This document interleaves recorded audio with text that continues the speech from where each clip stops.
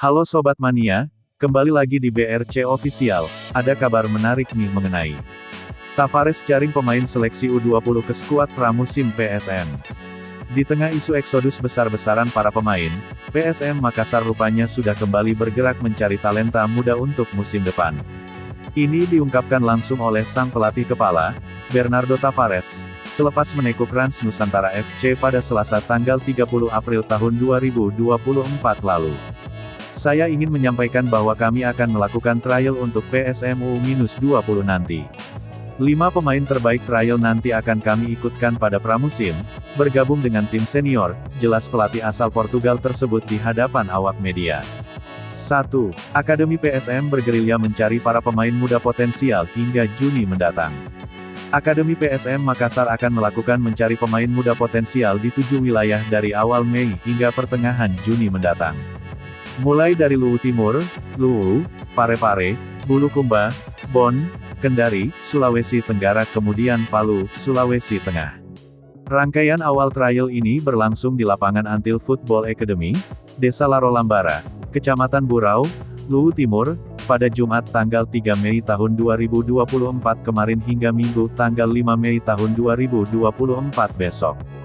2 juru taktik Akademi PSM Makassar, Erik Saputra dan Syamsuddin Batola, memimpin langsung proses seleksi.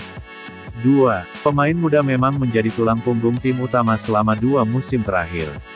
Bernardo Tavares sendiri memang dikenal senang mengorbitkan para pemain akademi ke tim utama. Beberapa bahkan menjadi tulang punggung tim selama 2 musim terakhir. Ia turut mempertegas peran PSM sebagai tempat yang tepat bagi talenta muda mengasah kemampuan.